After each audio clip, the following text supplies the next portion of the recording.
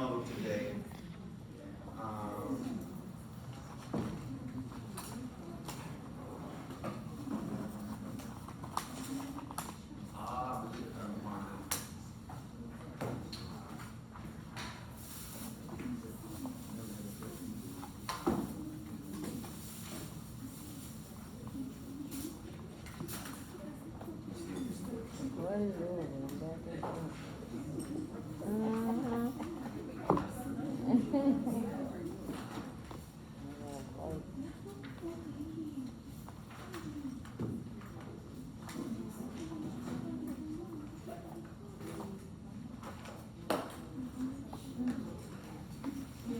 Okay.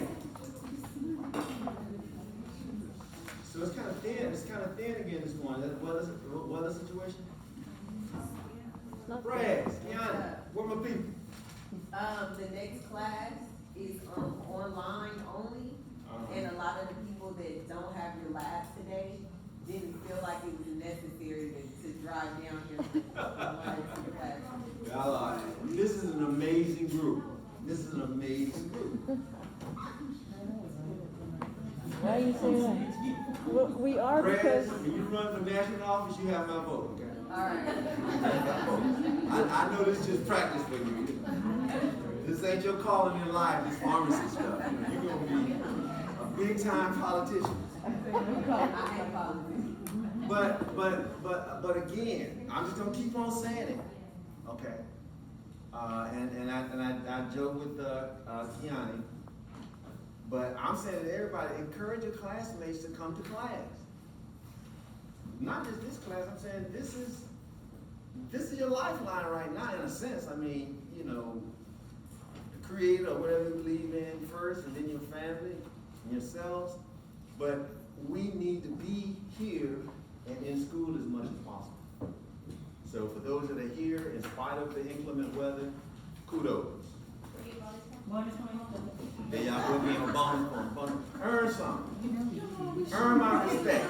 Earn something.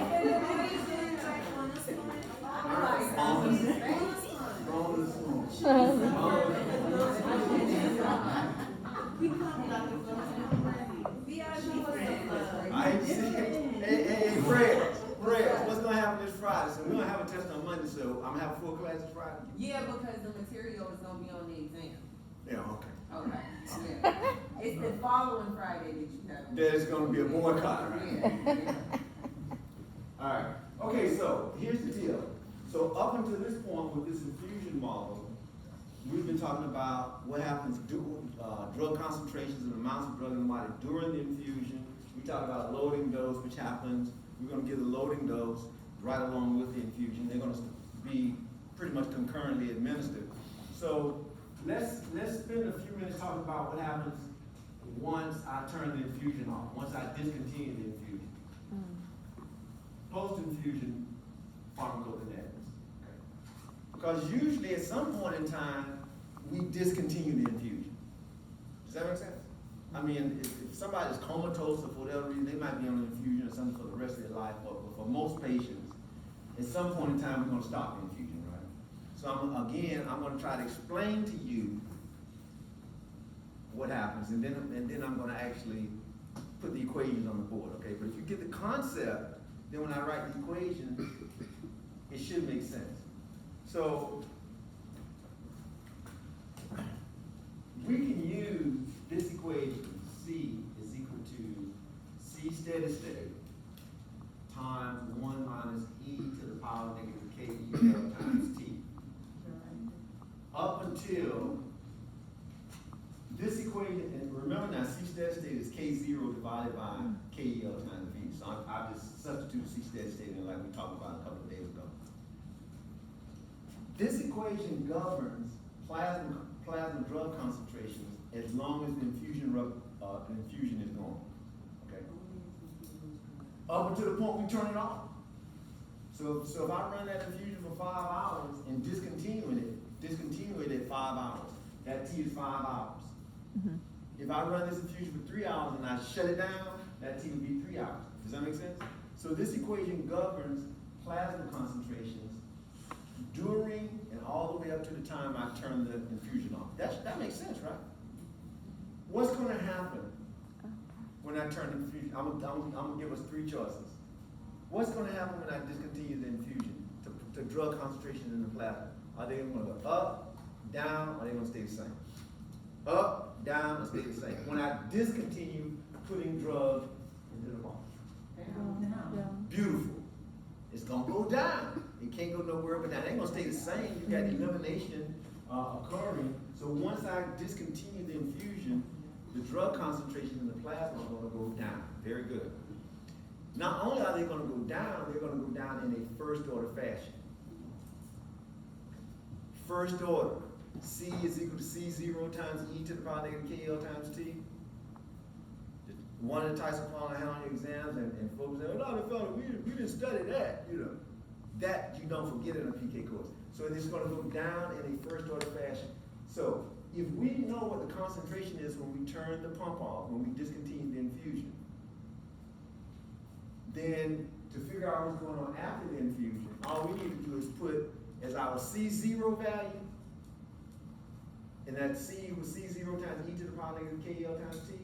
And what that C0 is in that equation, we're gonna put whatever the concentration was when we turned the pump off. That's our starting concentration for the start of the concentration is going down. So instead of C0, which is a concentration we get immediately after an IV bolus dose, this is not IV bolus, but in terms of the mathematical treatment, whatever the concentration is when we discontinue the infusion, we can think of that as our initial concentration, because that's going to be the concentration at the start of our post-infusion. Does that make sense? And then that concentration, when I turn the pump on, when I initially turned it off, it's going to go down in a first order fashion. So if I wanted to write that, It's going to go in first order fashion? first order. See, all of these are first order elimination rates. These rate constants are governing the going down process. These are first order rate constants. So drug elimination is still first order. Drug input is zero order. Yeah, that's input, that's zero order input concentrate, but the rates of elimination are first order. Okay, so this will take us, this equation will take us all the way up to, I'm gonna put here, use all the way to DC, discontinuation. So while the infusion is running, all the way up until I discontinue it, this equation will govern plasma concentrations, okay? And then when I turn the pump off, the drip bag or whatever that drug is coming, going into that patient's vein into, okay? The post-infusion concentration, I'm gonna say C post-infusion. Post-infusion, she told me these concentrations. Forgive me,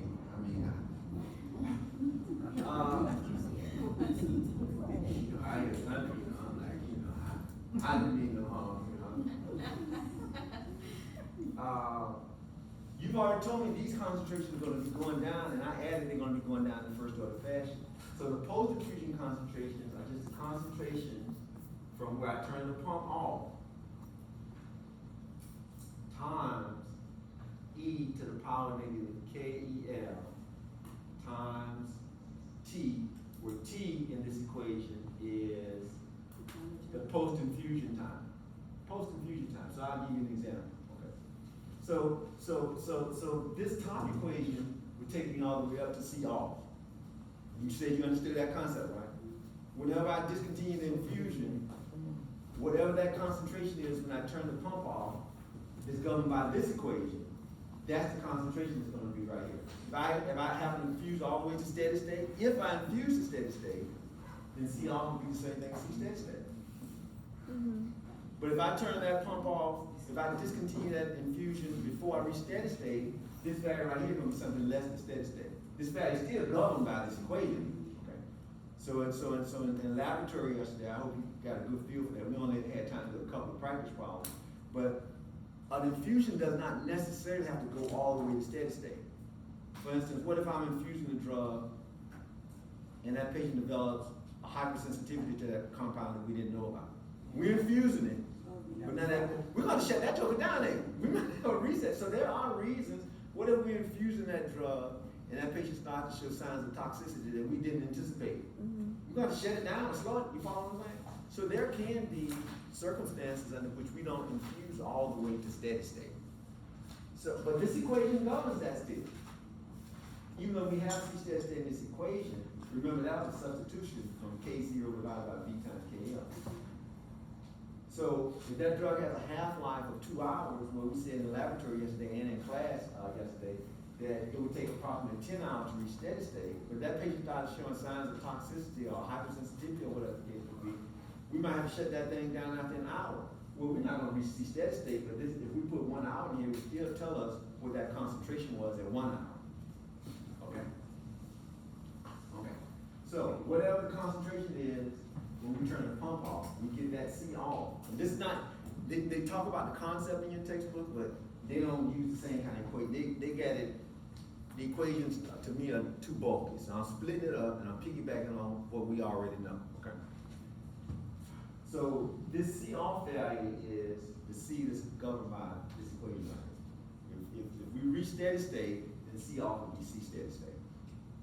But I don't want you to just go all the way to steady state here for C off if we haven't reached C steady state. We got to figure out what this C off value is. Yeah, send me after right after class. Yes, sir. We're gonna figure out the C off based on this equation right here. Questions so far? So, if I want to know the concentration, if I diagrammed it, if I infuse all the way to steady state, bang, I'll infuse all the way to steady state. Then once I turn the pump off, I just say off right here at this point. Once I discontinue the infusion, the concentration is going to go down in the first order fashion. Okay? Concentration time. So I got these concentrations. I also all of that dash line. All of those are post-infusion concentration because I turned the pump off right at this time. We'll say this is C off right here. C off. So this equation here would take me all the way up to C off. If I discontinue the infusion before I reach steady state, in this case I infuse all the way to steady state, you know, but I can have a situation like this also, where, you know, I turn it off before I reach steady state. Concentration, time, and I'm infusing, I don't quite reach steady state, and I shut that joker down. Okay. But now this is C off right here now, C off. Don't make no difference, okay? I'm still going to determine C off based on this top equation right here, what the concentration was when I turned the pump off. We okay with that concept? B? Yes. Fair? Mm-hmm. All right. So keep that in mind. So in this case right here, in this case, C off will be the same thing as C steady state. In this case, C off is going to be something less than C steady state, but it don't make no difference. This equation will still tell us what that value is. Okay. Once we turn the pump off, concentration is going to go down in a first order fashion. So you see where I put C on? This is where you're going to, with an IV bolus dose, you would have C0, right? In other words, this is like your starting concentration for your post-infusion concentration. So you just put that concentration in here. And then if I want to know the concentration at 3 hours after the infusion is terminated, this T, that's why I'm calling it post-infusion. That T post-infusion time would be 3 hours. If I want to know the concentration of the drug 1 hour after I discontinued the infusion, that post-infusion time would be 1 hour. In this equation right now. Okay? I'll put my C off value here in the equation, which I got from that top relationship. Okay? And I can calculate the concentration at 3 hours after the infusion was terminated. The post-infusion concentration.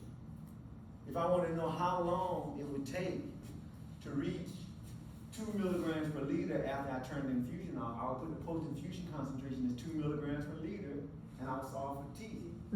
Okay, we know how to do that kind of math. So in laboratory, you know, when we cover this, or if we cover it in lab, they'll say, well, Dr. Felder, how do you solve? We did that when we had C equals C0 times E to the power negative K for the one compartment IV bolus. So we've done all of this kind of math before, and it's the same concept, except here, instead of C0, we're calling it the concentration when we turn the pump on. Questions? If you got that, ain't nothing else I can learn about this. First order elimination once we turn the pump on.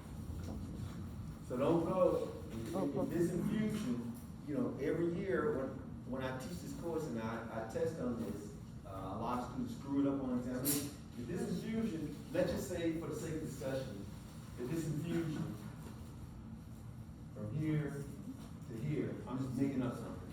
Let's say I'll get to 6 hours. So I infuse for 6 hours. Time 0, and then I turn the pump off.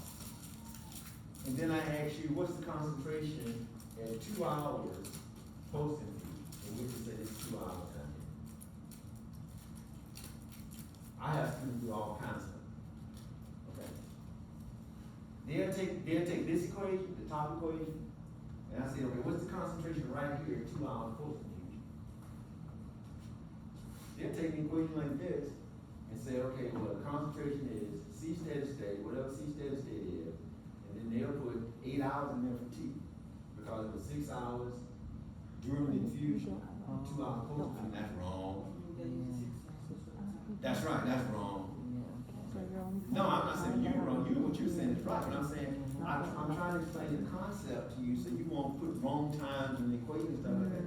So if I want to know this concentration out here 2 hours, okay, I need to find out what the concentration was when I turned it off at 6 hours. I use this top equation to get there. And whatever that concentration was at 6 hours, I'll put it right here in this equation. Wait, okay, so. And then I'll use 2 hours. Exactly right.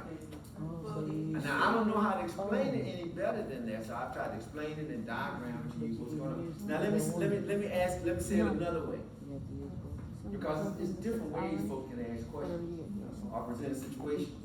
This is 2 hours post-infusion in this case, right? Well, I could ask the question a different way though. I could say, okay,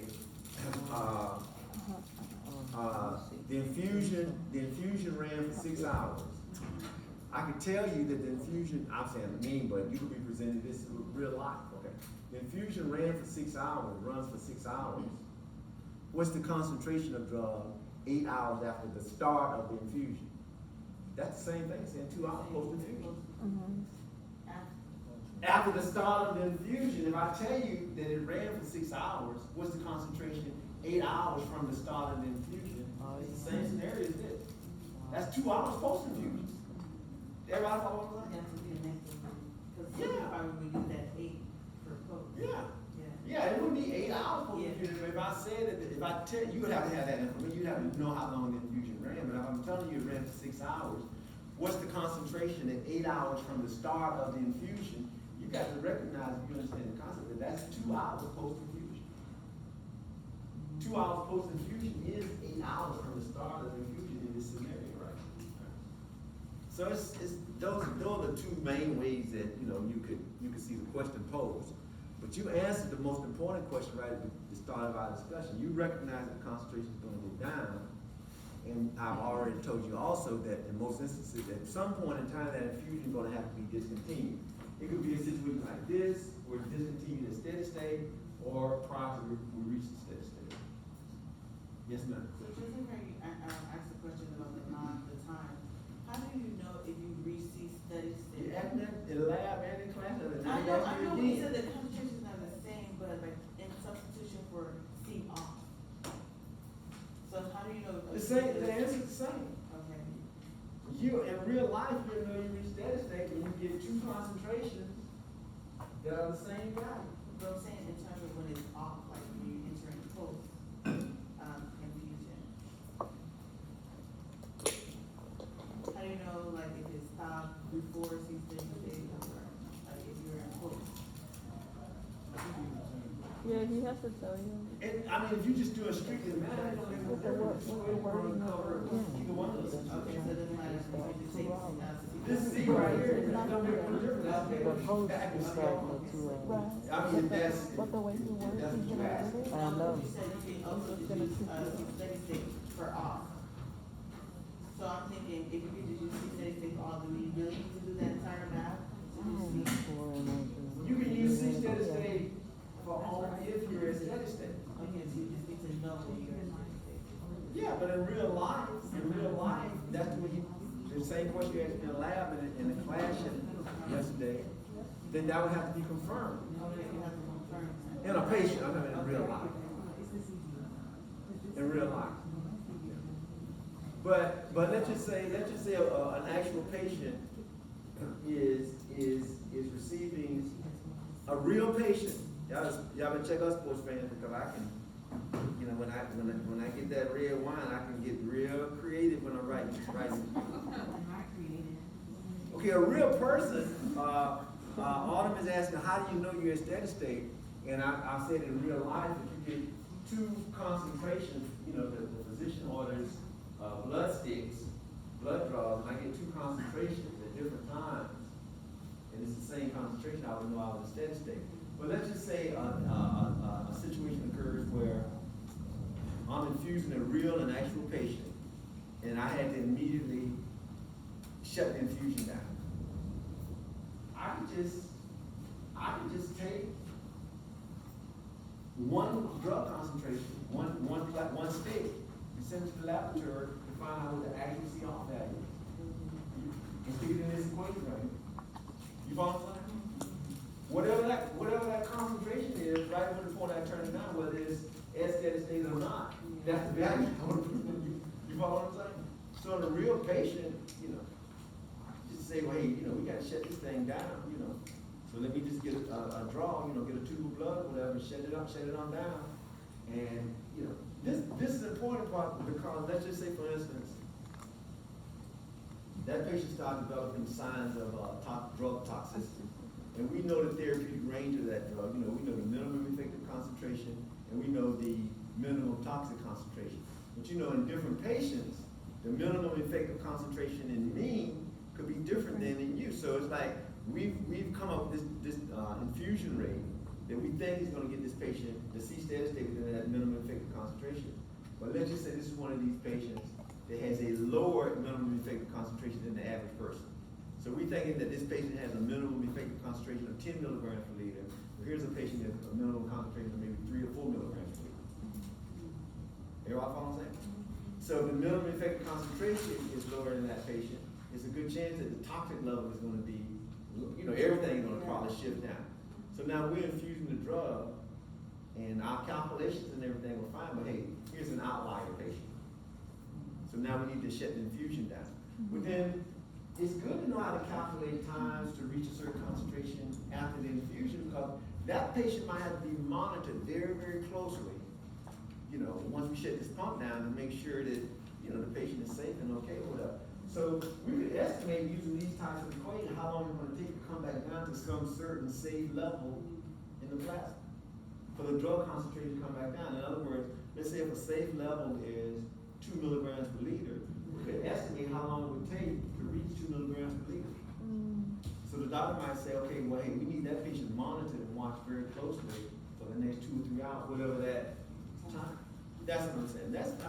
So again, some of the things we're learning, and not everything, but a lot of them are, you know, really have clinical usefulness, you know, especially when you start talking about drugs that have a narrow therapeutic range, or drugs that are highly toxic and stuff like that, that have highly variable pharmacokinetics, you know, then, you know, this is an important concept. So now we can calculate, you know, what the concentration is going to be at a certain time after we turn the pump off, how long it's going to take that to reach that concentration. So we just, in the textbook, they got one long equation, okay, to do it, okay? And I looked at that equation years ago, and it's not that it's hard, but I just always thought it was easier. We've already taught this, okay? You already know about this. Please, boys, man, that see the relationship between this versus C is equal to C0 times e to the power negative KE all times T. You know, another thing that's done experimentally sometimes, you can actually take those post-infusion concentrations. You can actually take the post-infusion concentrations and plot them versus the post-infusion time, and guess what? Dang, the mark's going up. Well, that's very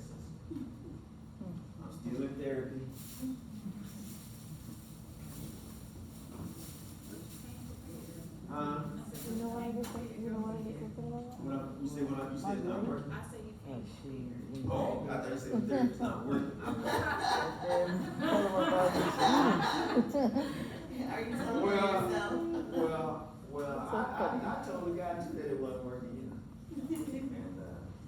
And, no, I'm just teasing. Okay, but you could actually take those, post-infusion concentrations. I'm gonna say concentration post-infusion. And plot them versus the post-infusion time, just like an IV bolus does. I'm saying based on this equation right here. Okay. And if you, I mean, this is a way also that, hey, they didn't do that C steady state minus C, during the infusion. Remember yesterday in laboratory, that C steady state minus C plot, we used infusion data to do that, not the post-infusion data. So let's just say that they didn't do any pharmacokinetics during the infusion. Say, oh, we missed that. Well, it ain't too late to use the post-infusion data. We could look at the post-infusion data and plot those post-infusion concentrations versus post-infusion time.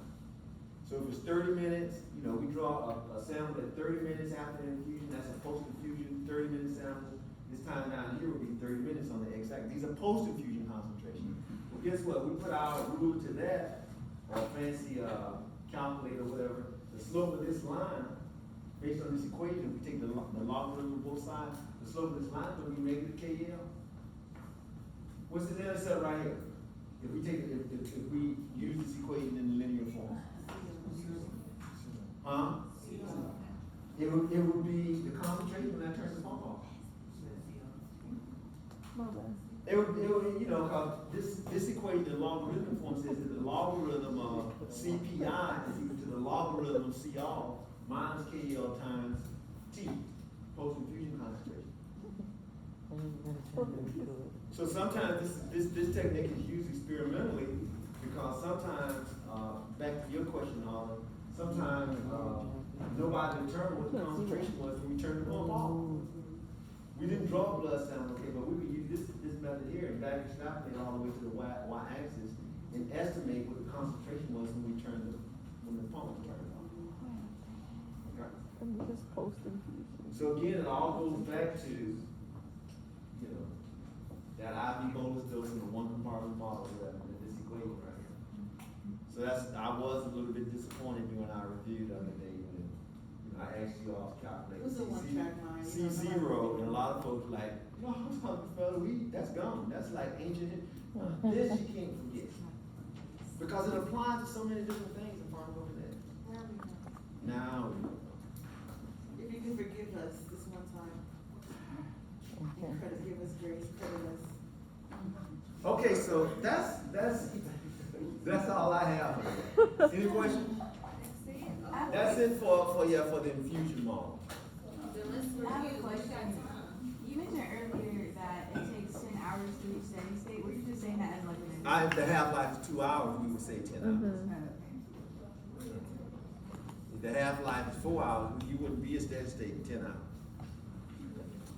So in as part of your assignment, we did a little exercise because one of the problems asks how long it take to reach 95% steady state, something like that. And there's a table in the book that says it takes like 4.32 half-lives to reach 95%. So the folks in yesterday's laboratory, they're experts on this kind of stuff. Now, so we're saying 5 half-lives, but I think yesterday in laboratory, what did we calculate? We were almost 97% of steady state and 5 half-lives. In 4.32 half-lives, you're at 95% of steady state. I think it was real close to 97%. But in a lot of clinical situations, depending on the drug and the patient, they might decide that at 4 half-lives, that's good enough. You're close enough to steady state to cause you to say you're a steady state. But usually with students, I just say 5 half-lives to be consistent with the elimination. We say it takes 5 half-lives to eliminate essentially all the drug after an IV bolus dose. So that's why I just say, well, let's just use the same 5 half-lives to reach C steady state. Questions? Questions? No? All right then, I'll see Some of you guys in laboratory this afternoon, and the rest I'll see you on Friday morning.